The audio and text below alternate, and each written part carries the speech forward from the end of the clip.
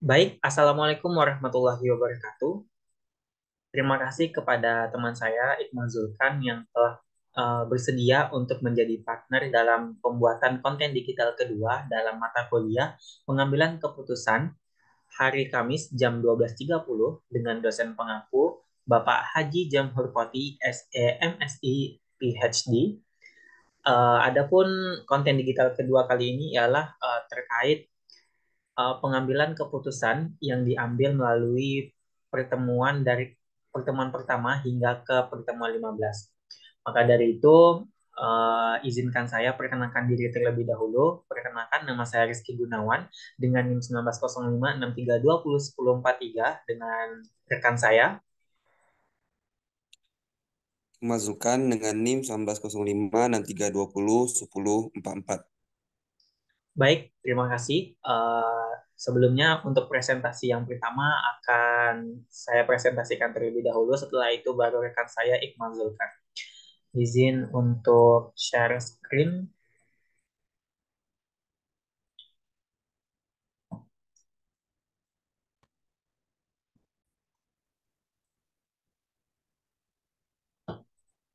Baik, apakah sudah terlihat? Sudah, Ki, sudah. Oke, Lanjut. siap.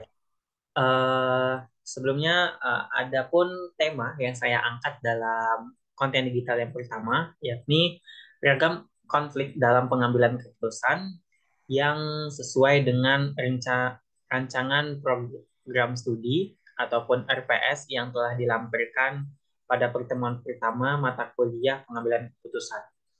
Baik, di sini saya akan menjelaskan terkait dua poin utama, di mana poin pertama membahas tentang sumber konflik.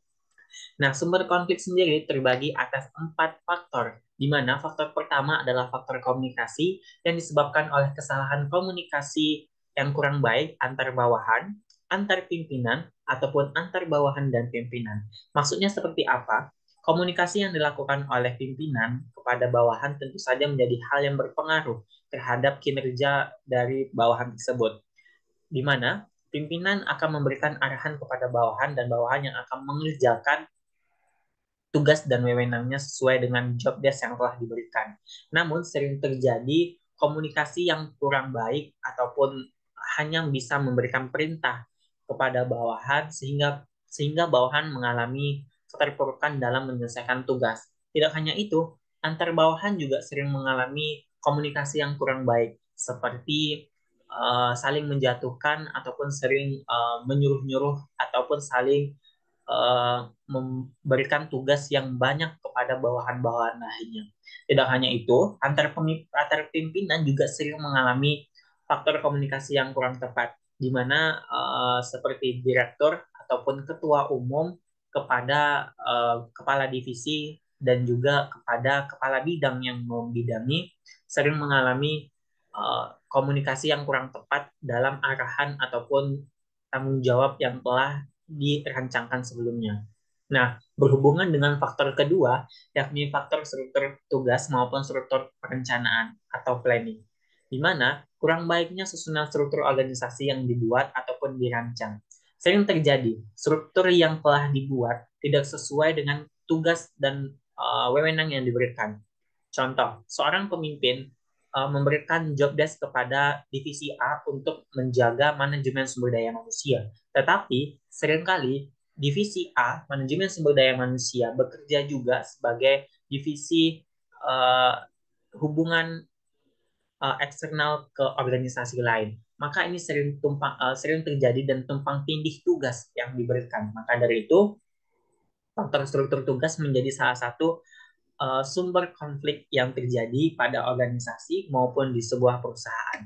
Yang ketiga adalah faktor yang bersifat personal, di mana faktor ini bersifat muncul terhadap diri pribadi kepada orang yang kita benci. Nah, jadi ini sering terjadi, di mana faktor yang personal ini adalah misalnya pimpinan sangat dekat dengan bawahan. Nah, suatu ketika pimpinan mengalami permasalahan dengan bawahan yang dekat tadi. Nah, sehingga permasalahan pribadi uh, yang telah terjadi sering dibawa ke ranah pekerjaan. Maka dari itu, konteks dari pembelajaran ini bersifat adu adu permasalahan dan juga mengalami penurunan kinerja baik itu dari pimpinan maupun bawahan. Sehingga permasalahan pribadi sering terjadi dan sering dibawa ke ranah internal organisasi ataupun perusahaan. Yang keempat ada faktor lingkungan. Faktor lingkungan yang kurang mendukung dari organisasi tersebut sering terjadi dalam lingkungan organisasi, baik itu dari pimpinan hingga bawahan, mengalami faktor mendukung dalam mensupport bawahan untuk bekerja maupun bawahan memberikan dukungan kepada pimpinan dalam bekerja.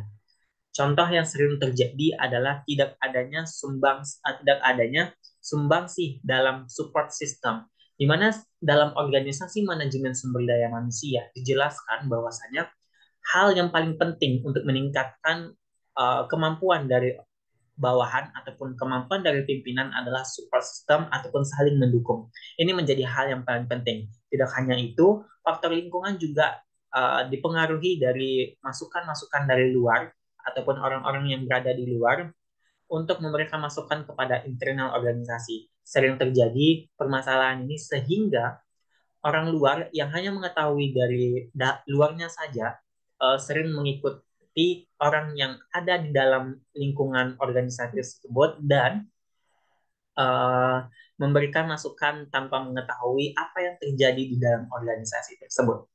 Baik, di sini ada pengaruh terjadinya konflik, ada pengaruh negatif. Ada 3 poin yang akan saya jelaskan. Yang pertama adalah menghambat kerjasama. Kerjasama sering menjadi poin penting untuk peningkatan organisasi, baik itu perusahaan maupun organisasi kemahasiswaan. Kerjasama akan menambah relasi dan jejaring kepada seluruh kegiatan yang akan dibuat oleh perusahaan maupun organisasi. Nah, tapi yang paling menjadi hambatan dalam pelaksanaan kerjasama atau MOU pelaksanaan ini ialah tidak adanya kerjasama yang jelas ataupun tugas yang jelas terhadap pelaksanaan kali ini.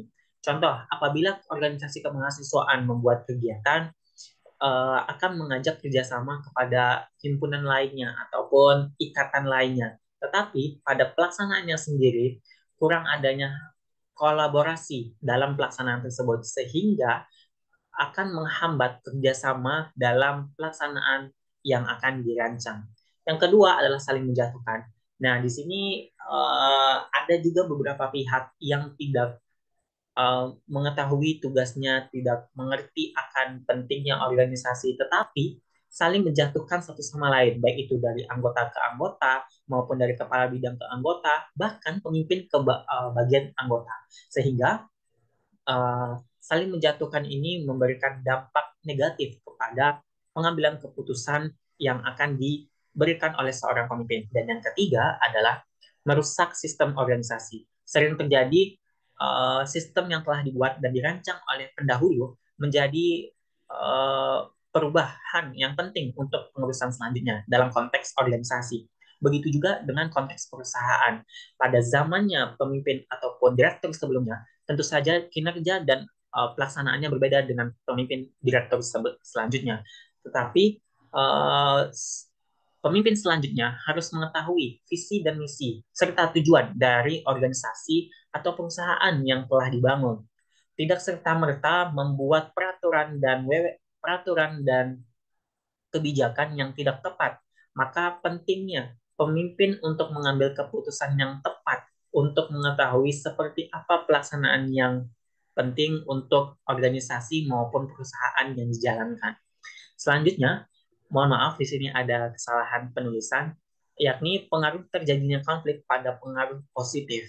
Di mana poin pertama mendorong untuk kembali mengkoreksi diri. Nah, adapun terjadinya konflik akan memberikan gambaran kepada bawahan ataupun pimpinan untuk mengkoreksi diri atas kinerja apa yang telah dibuat. Namun, mengkoreksi diri ini tentu saja terlihat dari diri pribadi. Bagaimana kinerja yang dilakukan tidak maksimal dan dia ataupun dirinya harus mengetahui bagian mana saja yang menjadi hal yang salah ataupun keputusan ataupun ide yang diberikan itu salah. Bisa dikoreksi kembali, bisa dievaluasi kembali apa yang menjadi tidak terpilihnya keputusan yang saya berikan. Maka dari itu, pengaruh dari konflik yang pada sisi positifnya pada poin pertama adalah mendorong untuk mengkoreksi diri.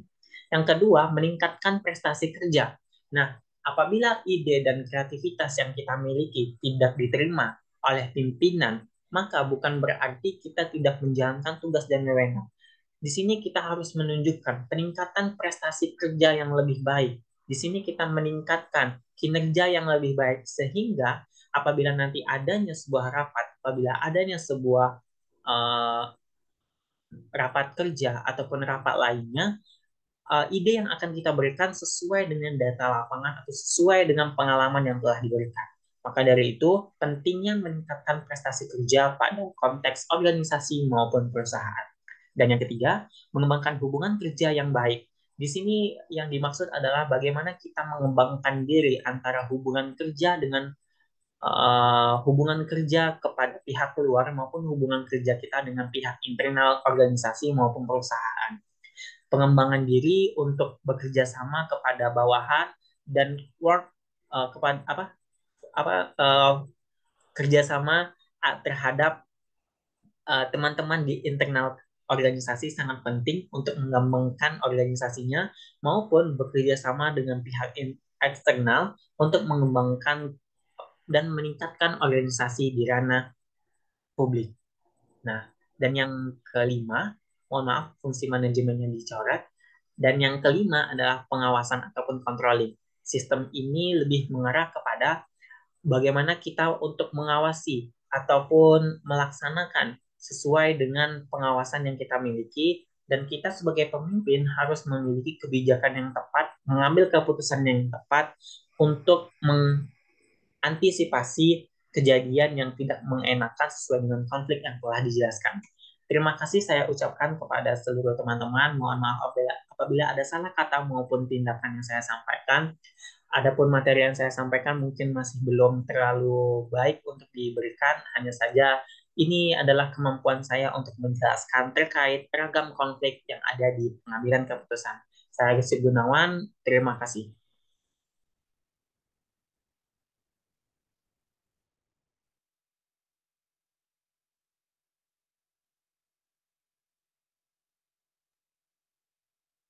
Baik, saya masukkan. Sekarang giliran saya untuk menyampaikan materi saya, yaitu eh, tentang pengambilan keputusan secara general, secara luas lah. Baik, lanjut di slide kedua, saudara. Nah, untuk pengantarnya, pimpinan utama ini merupakan kebijakan. Kemudian yang untuk yang kedua, menengah ini sebagian kebijakan dan sebagian teknis. Kemudian yang ketiga itu teknis. Lanjut di slide ketiga. Nah, kemudian saya menyampaikan penyebab salahnya pengambilan keputusan. Yaitu yang pertama, percaya diri yang berlebihan sehingga kurang paham teknis dan mekanisme. Nah, percaya diri yang berlebihan ini dalam artian terkait apapun opsional, alternatif dalam kita mengambil keputusan, kita terlalu percaya diri dengan alternatif-alternatif yang sudah tersedia. Karena kenapa? Karena kita selalu menganggap enteng alternatif yang sudah tersedia tadi. Karena kita, kalau bahasa kerennya, sok-sok tahu. Sok tahu.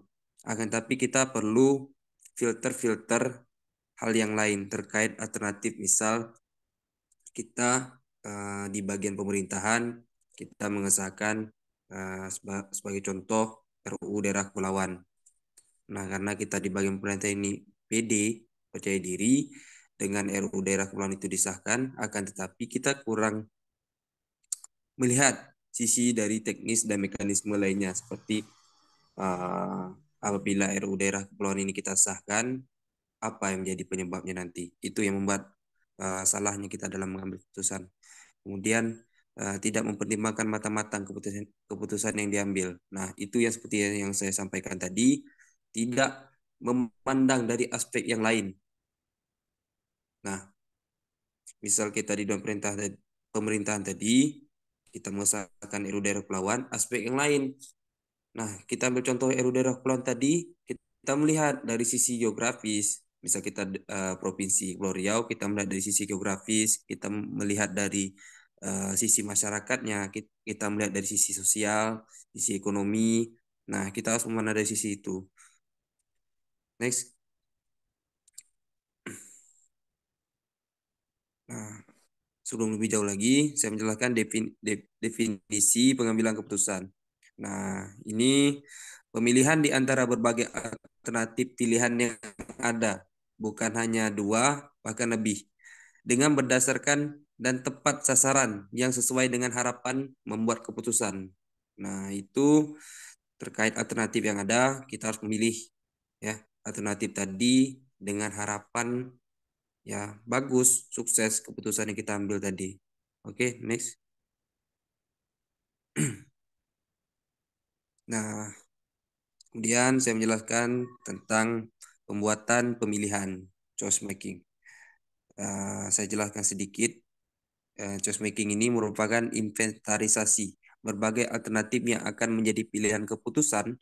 Pilihan harus dipertimbangkan sebaik mungkin. Nah, terkait alternatif-alternatif itu tadi, terkait kita mengambil keputusan, ya kita harus memilih alternatif-alternatif yang sedemikian cocok lah, sedemikian rupa untuk membantu kita dalam mengambil keputusan tadi. Nah, kemudian yang kedua, problem solving, mempertimbangkan kelebihan dan kekurangan sebagai pedoman kita dalam mengambil keputusan yang terbaik. Ya, keputusan yang sesuai dengan harapan kita, keputusan yang terbaik bagi diri kita. Nah, kita harus mempertimbangkan kelebihannya. Misal kita mengambil keputusan A, kita harus melihat kelebihan jika kita mengambil keputusan A seperti ini, dan kita harus melihat juga kekurangan apabila kita mengambil keputusan A seperti ini. Lanjut. Nah, kemudian saya akan menjelaskan tentang ya bagaimana komponen-komponen dalam pengambilan keputusan. Baik, yang pertama itu penetapan tujuan. Nah, ini untuk apa keputusan itu dibuat? Apakah keinginan mencapai keputusan seiring dengan kemampuan untuk menjalankan keputusan? Misal contoh kita membeli televisi, TV. Dan yang kedua, identifikasi alternatif. Ya, ini untuk mencapai suatu tujuan, banyak alternatif dari dua bahkan lebih, tapi tetap mempertimbangkan dampak dari alternatif yang diambil. Nah, misalnya tadi kita membeli televisi. Nah, ini yang kedua ini kita nonton TV hanya menonton satu acara misalnya gitu. Kita nonton TV hanya satu acara. Kemudian yang ketiga, uncontrollable event. Nah, ini antisipasi kemungkinan yang akan datang. Nah, dari kita beli TV tadi, kita nonton hanya satu acara. Kemudian yang ketiga ini, acaranya tidak jadi tayang. Acara TV yang kita tonton satu tadi, acaranya tidak jadi tayang gitu. Kemudian yang keempat, terakhir, itu saran mengukur hasil. Nah, ini ditetapkan alat atau sarana yang menjembatani keputusan terhadap agar keputusan yang kita ambil tadi terrealisasi. Nah, ini misal kita yang TV tadi, kita beli TV, kita nonton TV hanya satu acara, kemudian acara TV-nya tidak jadi tayang. Nah, itu kalau untuk misal yang terakhir ini, kita beli TV itu agar betah di rumah, lalu apakah kita menjadi betah atau tidak di rumah? Karena kita beli televisi tadi, dengan acara TV tidak tayang, dengan kita hanya menonton satu acara saja, gitu. Nah, itu kan merupakan pertimbangan-pertimbangan kita, apakah kita nyaman atau tidaknya, untuk mengukur keberhasilan kita tadi dalam membeli televisi. Dari contoh kasus yang saya ambil tadi. Kemudian next, Rizky. Nah, terakhir ini merupakan pengambilan keputusan yang efektif menurut Maulana, yaitu yang pertama tahapan mencari tantangan. maaf, tahapan menerima tantangan. Nah, terkait keputusan yang diambil ada yang dinamakan new challenge. Nah, tahapan menerima tantangan ini entah itu tantangan yang baru atau tantangan yang selalu kita hadapi, ya kita terima, kita coba gitu. Kemudian yang kedua, tahapan mencari alternatif. Dengan tantangan yang kita terima tadi, kita mencari alternatif. Alternatif itu kan biasanya lebih dari satu, dua gitu. Dua, bahkan tiga, bahkan lebih banyak lainnya. Nah, yang ketiga, tahapan penilaian alternatif. Dari kita menerima tantangan tadi, kita mencari alternatifnya, kemudian kita menilai alternatif-alternatif yang kita sediakan tadi. Kita dapatkan, kita menilai mana yang cocok, mana yang bagus. Kemudian yang keempat, tahapan menentukan pilihan. Nah, pilihan alternatif-alternatif yang kita sudah siapkan tadi, sudah kita sediakan tadi, karena kita nilai, ya kita tentukan mana penilaian terbaik dari alternatif-alternatif yang kita nilai tadi. Dan kemudian yang terakhir, tahapan berpegang pada keputusan. Kita mengambil keputusan tadi, ya kita tetap memilih pilihan yang terbaik. Karena jika kita mau mengambil keputusan, kita tetap mengambil yang terbaik pastinya. Nah, kita berpegang kepada keputusan, misal terkait keputusan tadi, kita memilih alternatif yang ini misalnya. Nah, kita harus tetap berpegang teguh. Kenapa kita memilih ini? Jika orang bertanya kepada kita, ya kita sampaikan kenapa kita memilih keputusan ini. Alasannya apa? Karena apa? Karena terkait kita menerima tantangan tadi, kita mencari alternatifnya lagi, kita menilai alternatif pilihan kita tadi, kemudian kita menentukannya, itu merupakan pilihan dari kita ataupun kita melakukan pilihan secara bermusyawarah dengan rekan-rekan lainnya. Baik, mungkin itu saja yang saya sampaikan. Saya akhiri. Wa ma yazakaru ila wal-bab. Assalamualaikum warahmatullahi wabarakatuh. Terima kasih. Baik, terima kasih kepada Iqbal yang telah menyampaikan materi terkait pengambilan keputusan. Sekian video yang bisa kami sampaikan ataupun kami berikan kepada seluruh teman-teman, terkhusus kepada Bapak Haji Jamhur Poti SEMSI PhD selaku dosen pengampu mata kuliah pengambilan keputusan hari Kamis jam 12.30. Sekian, wabillahi taufiq walhidayah. Wassalamualaikum warahmatullahi wabarakatuh.